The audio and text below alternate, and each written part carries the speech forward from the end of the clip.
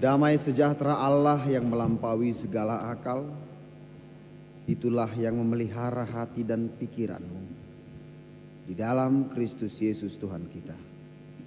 Amin.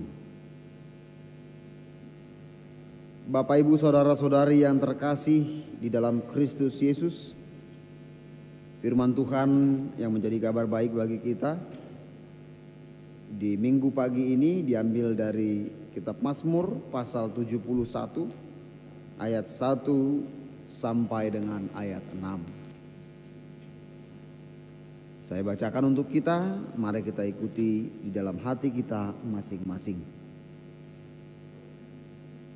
Padamu ya Tuhan, aku berlindung, janganlah sekali-kali aku mendapat malu. Lepaskanlah aku dan luputkanlah aku oleh karena keadilan-Mu.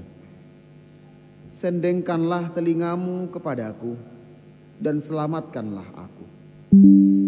Jadilah bagiku gunung batu, tempat berteduh, kubu pertahanan untuk menyelamatkan aku. Sebab Engkaulah bukit batuku dan pertahananku. Ya Allahku, luputkanlah aku dari tangan orang fasik, dari cengkraman orang-orang lalim dan kejam. Sebab Engkaulah harapanku ya Tuhan, kepercayaanku sejak masa muda, ya Allah. Kepadamulah aku bertopang mulai dari kandungan. Engkau telah mengeluarkan aku dari perut ibuku. Engkau yang selalu kupuji-puji. Demikian firman Tuhan. Tuhan adalah bukit batu dan pertahanan kita. Jehovah do partano batoan jala haporusatta. Saudara-saudari yang terkasih dalam Kristus Yesus, setiap orang pasti membutuhkan tempat berlindung. Setiap orang pasti membutuhkan yang namanya tempat yang nyaman, tempat yang aman. Sama seperti seorang anak atau mungkin seorang bayi yang merasa nyaman, yang merasa aman di dalam pelukan ibunya. Sama seperti seorang anak yang ketika dia pulang dari luar rumah, kembali ke rumahnya, dia merasa tenang, dia merasa nyaman, dan dia merasa bahwa dia terlindungi dari segala hal yang jahat. Dia tidak takut gangguan dari apapun. Bapak, Ibu, saudara-saudari yang terkasih, dalam kehidupan ini tidak ada manusia yang bisa lepas dari ancaman dan dari mara bahaya yang selalu ada di sekitar kehidupannya. Ancaman-ancaman itu selalu ada. Bahkan lebih banyak kepada orang-orang yang lemah, lebih banyak kepada orang-orang yang miskin. Tapi tidak menutup kemungkinan ancaman-ancaman itu juga bisa terjadi kepada orang-orang yang berada pada puncak kekuasaannya. Artinya tidak hanya rakyat biasa, tidak hanya orang biasa, bahkan pemimpin atau raja sekalipun pasti pernah mendapatkan ancaman dan mungkin berada dalam ancaman. Baik itu dari orang-orang di sekitarnya, bahkan dari keluarganya sendiri. Saudara-saudara yang terkasih, mungkin kita masih ingat waktu sekolah minggu dulu, ada sebuah cerita Alkitab yang diceritakan oleh guru sekolah minggu tentang sebuah kota yang terlindungi dari ancaman yang berada dari luar kota itu. Karena kota itu ditutupi oleh tembok yang begitu besar dan begitu tinggi. Apa nama kota itu? Yeriko. Yeriko merupakan sebuah kota yang dianggap paling aman pada saat itu. Tapi apa yang terjadi, Bapak, Ibu, saudara-saudari yang terkasih, sesuai dengan perintah Tuhan, Mereka atau bangsa Israel mengelilingi tembok Yeriko 6 kali sehari dalam 6 hari. Dan di hari ke-7 mereka mengelilinginya sebanyak 7 kali. Dan akhirnya tembok itu pun runtuh dan bangsa Israel berhasil menduduki kota Yeriko. Benteng yang begitu kokoh ternyata bisa juga rubuh. Kemudian di tahun 90-an bangsa Israel tahun 90-an digadang-gadang memiliki teknologi tercanggih di dunia yang membuat bangsa Israel pada saat itu merasa aman, merasa nyaman dari gangguan para pembenci Israel. Apa itu? Iron Dome, kubah besi. Mungkin kita sering dengar ini di berita. Tapi apa yang terjadi Bapak Ibu Saudara-saudari yang terkasih, teknologi canggih tersebut di bulan Oktober 2023 ternyata berhasil ditembus oleh musuhnya, yang akhirnya menjatuhkan banyak korban di tengah-tengah bangsa Israel. Artinya, saudara-saudara yang terkasih, banyak tempat perlindungan buatan manusia yang dibangun oleh para penguasa, yang dibangun oleh orang-orang kuat, yang dibangun oleh orang-orang pintar di dunia ini. Tapi ternyata semuanya itu dapat hancur. Semuanya itu dapat luluh lantak. Mungkin tempat-tempat itu berfungsi dan bertahan hanya dalam waktu-waktu tertentu, tapi tidak untuk selamanya. Saudara-saudari yang terkasih, itulah yang dirasakan, itulah yang disaksikan oleh pemazmur dalam nas ini ketika dia datang kepada Tuhan untuk memohon perlindungan. Bukan tanpa sebab, karena dia sudah merasakan, karena dia sudah melihat bagaimana kekuasaan, bagaimana kekuatan serta kesetiaan Tuhan dalam hidupnya yang selalu meluputkan dia dari segala hal yang jahat. Pemazmur atau Raja Daud dalam nas ini merasakan bagaimana sakitnya ketika orang yang dia sayangi, ketika darah dagingnya sendiri yaitu Absalom, ternyata mencoba membunuhnya untuk mendapatkan kerajaan. Absalom yang anaknya sendiri ternyata berupaya untuk menggulingkan tahta kerajaannya. Saudara-saudari yang terkasih, dia nggak tahu harus berbuat apa lagi.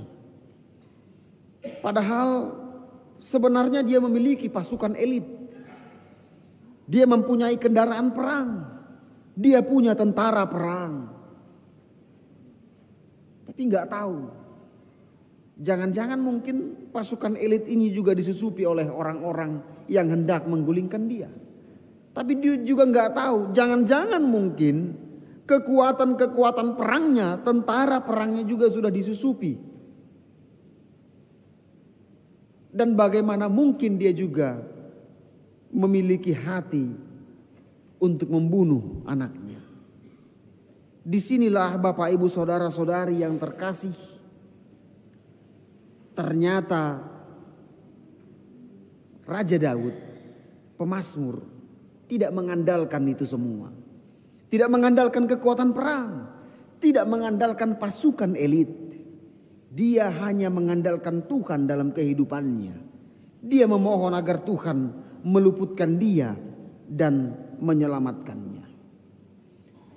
Saudara-saudari yang terkasih dalam Kristus Yesus, di zaman sekarang yang semakin maju ini, banyak orang, termasuk orang Kristen, yang mengandalkan, menggantungkan hidupnya kepada sesuatu yang tidak kekal. Banyak orang yang mencoba menggantungkan rasa amannya tuak kana somanoktong. Dan banyak diantaranya yang meletakkan hidupnya kepada koneksi. Mungkin karena ada keluarganya pejabat bupati, atau mungkin ada keluarganya jenderal, ada keluarganya mungkin menteri, atau mungkin pamannya presiden. Akhirnya dia merasa bahwa tidak ada yang bisa mengancam hidupku, tidak ada yang perlu kutakuti. Dan tidak jarang juga manusia meletakkan hidupnya pada kelimpahan finansial. Karena dia menganggap ketika dia memiliki harta, dia memiliki yang namanya hepeng. Segala sesuatu bisa diatur. Hepeng do mengatur negarawan kan. Dan ternyata Bapak Ibu saudara-saudari yang terkasih, banyak orang ketika mengandalkan semuanya itu dalam kehidupannya, dia merasa kecewa karena tidak seterusnya dan tidak melulu apa yang dia harapkan bisa membantu dia, bisa melepaskan dia dari semuanya itu. Tidak melulu keluarga itu juga bahkan bisa membantu atau menolong kita dari persoalan kehidupan kita. Tidak selalu ketika kita memiliki saudara atau mungkin paman kita presiden pun, apa yang kita hadapi dalam pergumulan kehidupan ini bisa kita selesaikan. Itulah yang dilakukan oleh Daud. Daud mempercayakan hidupnya hanya ke dalam tangan pengasihan Tuhan yang diyakininya bisa memberikan perlindungan dan bisa memberikan rasa aman. Terlebih jika kita lihat Bapak Ibu saudara-saudari, dalam ayat 5 dikatakan di sana, sebab Engkaulah harapanku ya Tuhan, kepercayaanku sejak muda ya Allah. Saudara-saudari, jika kita lihat dari nats ini, ternyata dia sudah begitu dekat dan mengenal Allah sangat dalam. Bahkan ketika dia masih muda. Makanya ketika Daud berhadapan dengan Goliat di masa mudanya, apa yang dia bilang? Dia berbicara kepada Daud. Dia berbicara kepada Goliat dan berkata, engkau datang dengan membawa pedang, tetapi aku datang dengan membawa nama Tuhanku. Makanya Daud bisa menang mengalahkan Goliat. Saudara-saudari yang terkasih, Daud mengakui bahwa sejak kecil, bahkan sejak dalam kandungan, Tuhanlah yang berkuasa atas hidupnya. Dia percaya Tuhan mengenal dia begitu baik, bahkan jauh lebih baik daripada pengenalan keluarganya terhadapnya.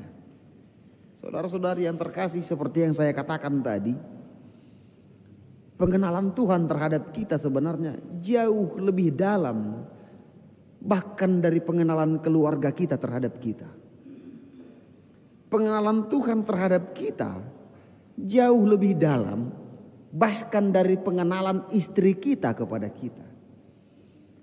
Atau sebaliknya, pengenalan Tuhan terhadap kita jauh lebih dalam, bahkan lebih dalam dari pengenalan suami kita terhadap kita. Itulah luar biasanya Bapak Ibu saudara-saudari yang terkasih.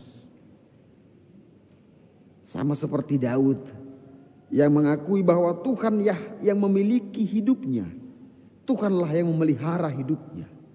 Tak sehelai rambut pun jatuh tanpa seizin Tuhan. Amin. Karena dalam kehidupan sehari-hari Bapak Ibu, tidak ada yang bisa beserta kita 1 kali 24 jam.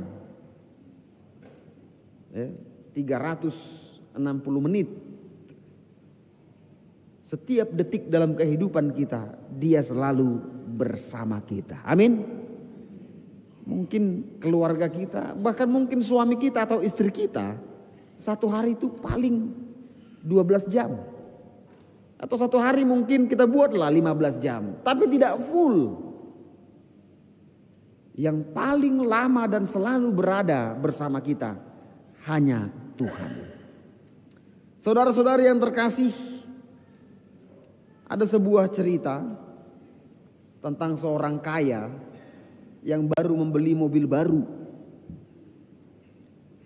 Kemudian ketika dia memakai mobil ini untuk bepergian, tiba-tiba di suatu tempat yang jauh dari keramaian, mobil ini ternyata mogok, padahal mobil baru. Lalu dia mencoba untuk memperbaiki mobil ini. Dia mulai mencari di mana masalah mobil ini sebenarnya. Dia mencoba mencek baterainya gimana. Dia mencoba mencek mesinnya, businya dan lain sebagainya. Dia mencoba melihat apa yang membuat mobil ini tidak bisa berjalan. Kemudian setelah beberapa lama, tiba-tiba sebuah mobil yang dikendarai oleh seorang kakek tua berhenti dan mencoba menawarkan bantuan kepadanya. Si kakek itu berkata, "Pak, apakah ada yang bisa saya bantu?" Kemudian si orang kaya pun berkata, "Oh, enggak usah Pak, karena ini mobil baru kok.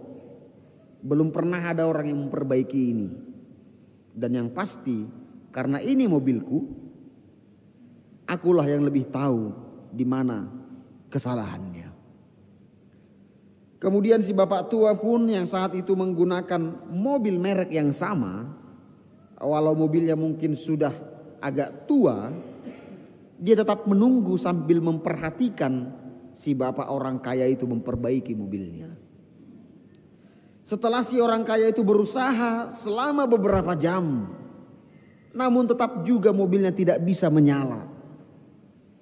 Kemudian dengan putus asa dia berkata kepada si kakek, "Kalau memang kau mau bantu aku, silahkan. Tapi aku yakin kau pun gak bisa memperbaiki mobil ini. Ini harus diderek ke bengkel." Kemudian si kakek tua pun menuju kap mesin dan sedikit mengotak-atik mobil itu, lalu berkata, "Coba nyalakan." Ternyata mobil itu menyala. Si pria kaya pun bertanya, "Kok bisa? Apa yang Bapak pegang tadi? Kok bisa tiba-tiba langsung menyala?"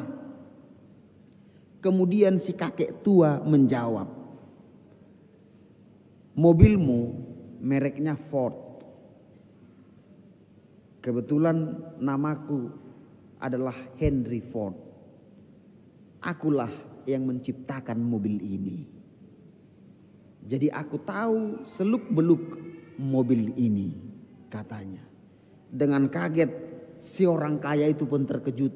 Ternyata si kakek tua itu adalah Henry Ford, pemilik perusahaan Ford.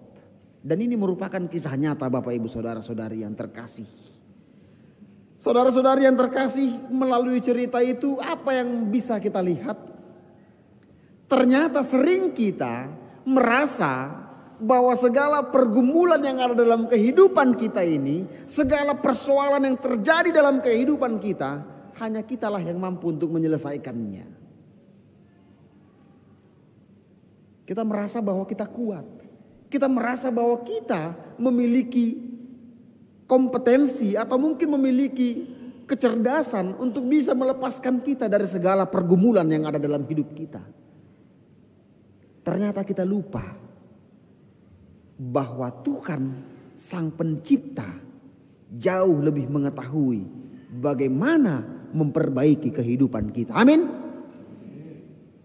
Uboto do Tuhani songo dia dalam laho paturehon parngoluota.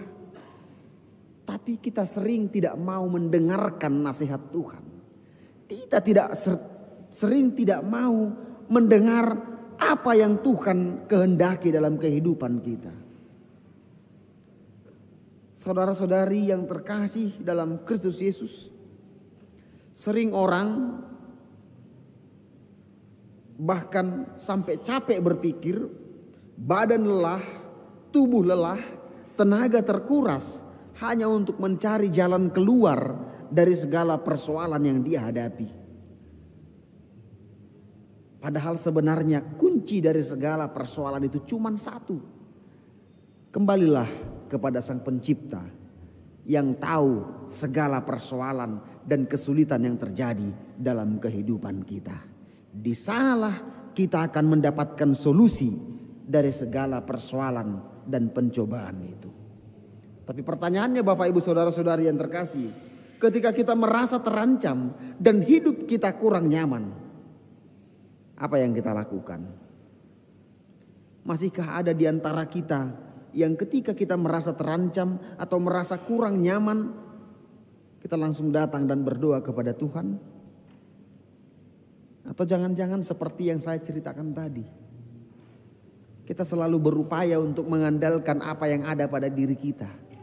Kita berupaya mengandalkan koneksi, kita berupaya mengandalkan harta, kita berupaya mengandalkan pikiran kita, sapelo jahita, tapi ternyata tidak mendapatkan jalan keluar.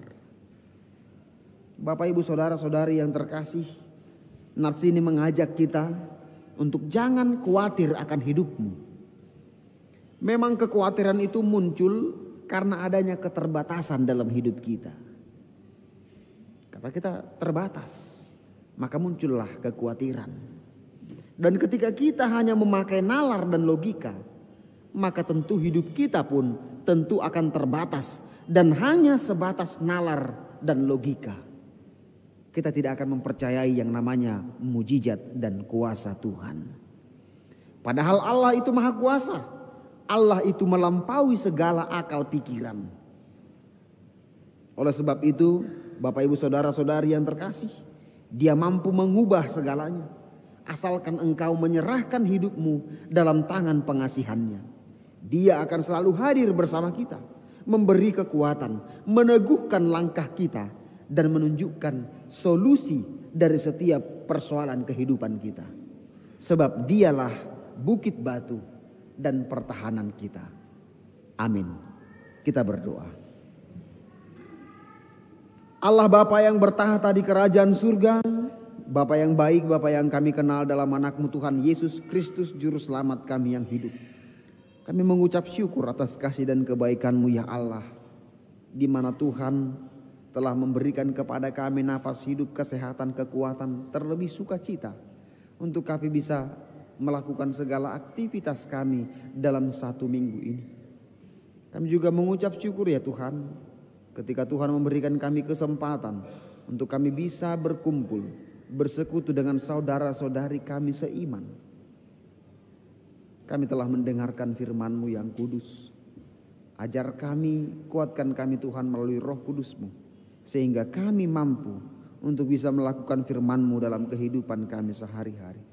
Supaya kami tidak hanya mengandalkan kekuatan kami, tidak hanya mengandalkan harta kami, tidak hanya mengandalkan orang-orang kuat yang ada di sekitar kami, tetapi kami mengandalkan Tuhan sebagai kubu pertahanan kami. Terima kasih ya Allah Bapa. Bapa yang bertahta di kerajaan surga, pada saat ini kami juga berdoa Tuhan untuk program gerejamu HKBP Serang, terkhusus untuk acara syukuran awal tahun HKBP Serang. Engkau kiranya Tuhan yang turut bekerja, memberkati setiap acara itu untuk bisa berjalan dengan baik dan menjadi sukacita bagi semua jemaat-Mu. Bapa kami juga berdoa di mana hari ini juga akan diadakan ibadah syukur awal tahun sekolah minggu. Tuhan kiranya juga yang memberkati semua anak-anak sekolah minggu, yang menghantarkan mereka dari tempat mereka masing-masing dalam keadaan sehat dan sukacita, dan mereka dapat bersukacita memuji memuliakan Tuhan dalam ibadah minggu hari ini. Terpujilah Engkau ya Allah Bapa.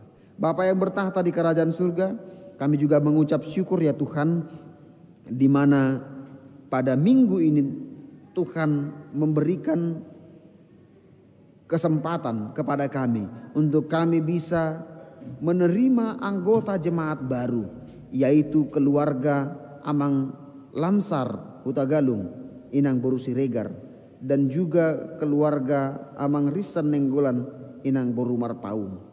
Engkaulah kiranya Tuhan yang memberkati mereka. Engkau kiranya menganugerahkan Roh Kudus-Mu ke dalam hati mereka, supaya mereka tidak hanya terdaftar, tetapi benar-benar menjadi jemaat yang hidup di tengah-tengah gereja-Mu HKBP Serang ini. Biarlah mereka bertumbuh ya Tuhan, bersama semua jemaat-Mu HKBP Serang. Dan dari sana Tuhan, mereka bisa menjadi jemaat-jemaat yang hidup, jemaat-jemaat yang bisa bersekutu bersama-sama jemaat-Mu HKBP Serang ya Tuhan. Terpujilah Engkau ya Allah Bapa, Bapa yang bertahta di kerajaan surga.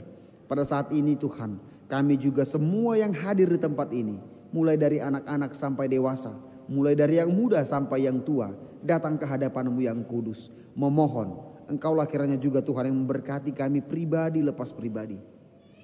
Tambahkan kepada kami kesehatan, umur yang panjang dan juga sukacita, supaya kami tetap bersukacita untuk bisa melanjutkan segala aktivitas kami masing-masing.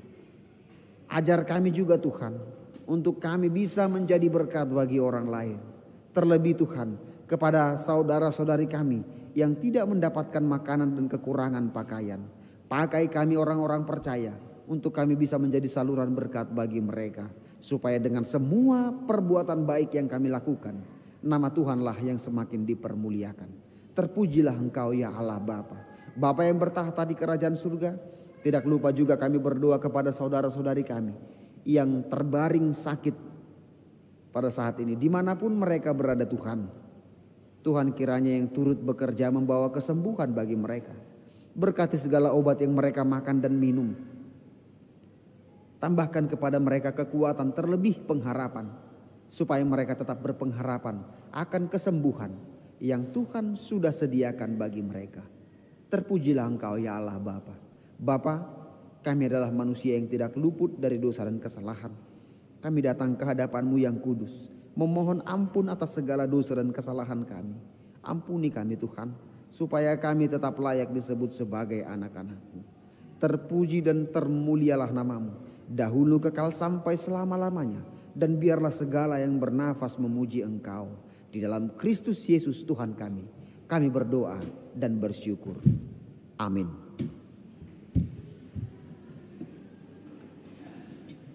Kita kembali bernyanyi